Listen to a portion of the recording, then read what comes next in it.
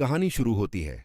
बहुत समय पहले, जब दुनिया के कई हिस्सों में युद्ध और अराजकता फैली हुई थी, तभी भारत में एक ऐसा साम्राज्य उभर रहा था जिसने आने वाली पीढ़ियों को कला, संस्कृति, विज्ञान और शांति का उपहार दिया। यह था गुप्त साम्राज्य, जिसे इतिहास में प्राचीन भारत का स्वर्ण युग कहा जाता है। लगभग ईसा की 4वीं शताब्दी में एक महान व्यक्ति उभरे, चंद्रगुप्त प्रथम।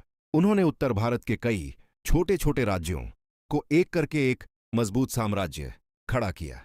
उनके शासन में लोग सुरक्षित थे, व्यापार बढ़ रहा था और संस्कृति पनप रही थी। लेकिन असली चमक तो अब आने वाली थी। वे सम्राट समुद्रगुप्त, भारत का नेपोलियन। चंद्रगुप्त प्रथम के पुत्र समुद्रगुप्त को इतिहासकार भारत का नेपोलियन कहते हैं। क्यों? क्योंकि वे न सिर्फ एक शक्तिशाली योद्धा थे, बल्कि एक समझदार शासक भी थे। उनके सिक्कों पर खुद उकेरी गई वीणा बजाते समुद्रगुप्त की छवि आज भी यह बताती है कि यह सम्राट सिर्फ युद्ध का नहीं, बल्कि संगीत और कला का भी प्रेमी था।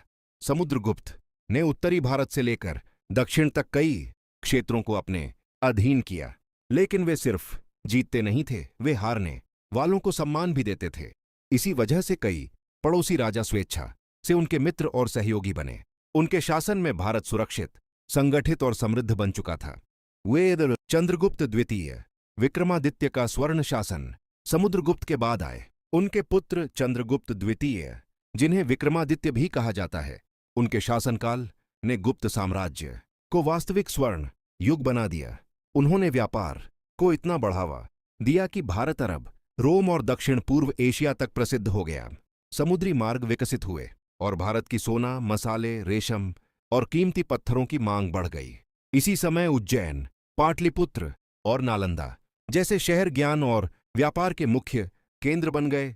वे कला और विज्ञान का अद्भुत विकास। गुप्त काल में कला, साहित्य और विज्ञान अपने शिखर पर पहुंच गए।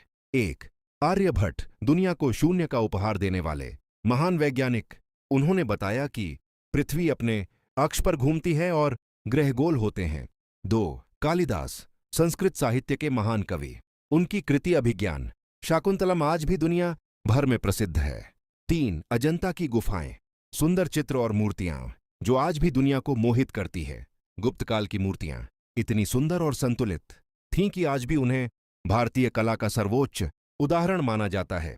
वे लोगों का जीवन, शांति, समृद्धि और खुशी। इस समय लोग सुरक्षित थे, कृषि फल फूल रही थी, व्यापार बढ़ रहा था और समाज में आपसी सम्मान था। सोने चांदी के सिक्के चलते थे, मंदिरों में पूजा होती थी और शिक्षा का स्तर बहुत ऊंचा था। नालंदा विश्वविद्यालय उस समय दुनिया के सबसे बड़े शिक्षा केंद्रों में से एक था।